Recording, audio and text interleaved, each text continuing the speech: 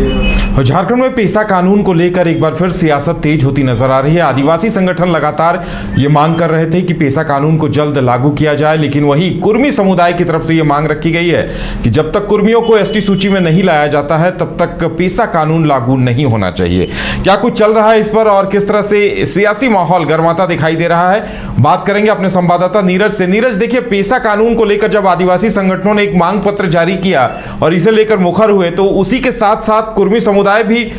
स्पष्ट तरीके से सामने आ गया है और उसने कहा है कि तब तक अगर पेसा कानून, जब तक उन्हें एसटी सूची में शामिल नहीं किया जाता है, पेसा कानून लागू किया जाएगा तो वो विरोध करेंगे। क्या कुछ है ये पूरा मामला?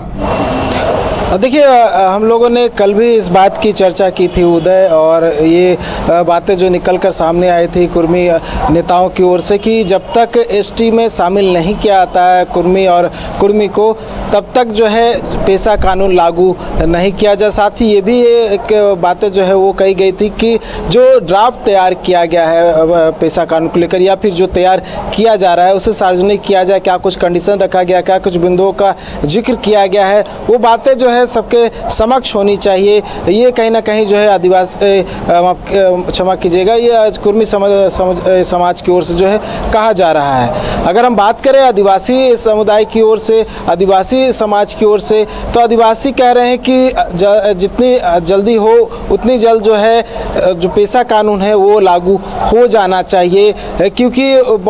5वीं अनुसूची के तहत जो है झारखंड आता है और झारखंड में ऐसे लगभग 14 जिले हैं जहां पर जो है पेसा कानून लागू होना चाहिए। लेकिन कई वर्षों से पहले भी हाईकोर्ट की ओर से निर्देश मिल चुका है, बावजूद इसके पेसा कानून लागू नहीं हो पाया है। लेकिन अब जो है देर नहीं होना चाहिए, पेसा कानून जो है सख्ती से राज्य में लागू होना चाहिए ताकि जो ग्रामीण क्षेत्र हैं उन क्षेत्रों में इसका लाभ मिले, क्योंकि पेसा कानून के तहत जो है बहुत सारे जो पैसे हैं वो केंद्र की ओर से मिलते हैं और उस पैसे कहीं ना कहीं जो ग्रामीण क्षेत्र का विकास है उसमें लगाया जाता है। तो ये कहीं ना कहीं बातें कही जा रही है, लेकिन जो बात कुर्मी समुदाय की ओर से कही जा रही है उसका कहीं ना कहीं आदिवासी समाज के लोग जो हैं वो विरोध करते हुए नजर आ रहे हैं। उनका कहना है कि जो पेसा कानून है उनके लिए है, और क्योंकि जो बातें ये कहा जा रही कुर्मी समाज की ओर से, समुदाय की ओर से, कि पहले एसटी में शामिल किया जाए और उसके बाद जो है पेसा कानून लागू किया जाए, तो इसका कहीं ना कहीं जो है विरोध आदिवासी समाज की ओर से किया जा रहा है। ये कहा जा रहा है कि उनका जो रहन सहन है, उनका जो भी प्रक्रिया है वो अलग है, आदिवासी समाज से उनका जो रहन सहन है मिलता नहीं है, उनका जो जो पूजा करते हैं वो भी नहीं मिलता है, मतलब कि जनजातीय कुछ उनमें नज़र नहीं आता है। ऐसे में उन्हें एसटी में शामिल नहीं किया जा सकता है, ये कहीं ना कहीं आदिवासी समाज की ओर से कहा जा रहा है। साथ ही ये भी कहा गया है कि आने वाले दिनों में तो इस मुद्दे को लेकर टकराव की स्थिति देखने को मिल सकती है।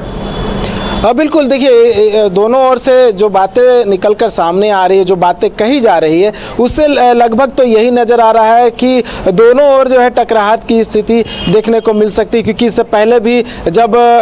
एसटी में शामिल करवाने की मांग को लेकर कुर्मी समुदाय की ओर से लगातार आंदोलन किए जा रहे थे, उसके बाद भी टकराहट की स्थिति जो थी वो दिख रही थी। आदिवासी समाज के लोग जो थे वो विरोध कर रहे थे कि राज्य सरकार या फिर केंद्र सरकार इसको गंभीरता से ना ले, और जो बातें कुर्मी समुदाय समझ की ओर से कही जा रही है कि उन्हें एसटी में शामिल किया जाए, उसे कहीं ना कहीं जो है इग्नोर किया जाए, क्योंकि उनका रहन सहन अलग है। वो जो जिस तरीके से वो रहते हैं, जिस तरह के धर्म का पालन करते हैं, वो कहीं किसी भी हिसाब से आदिवासी समाज से नहीं मिलता है, जनजातीय समुदाय या जनजातीय समाज से नहीं मेल खाता है। ऐसे में उन्हें एसटी में शामिल नहीं किया जाए, ये बातें जो है वो कही जा रही थी। और ऐसे में अगर पेसा कानून लागू होता है या पेसा कानून में इन बातों का जिक्र होता है जो कहीं ना कहीं कुर्मी समुदाय या फिर आदिवासी समुदाय के खिलाफ में जाता है, तो बिल्कुल टकराहट की स्थिति पैदा हो जाएगी। और यही वजह है कि पेसा कानून लाने में या फिर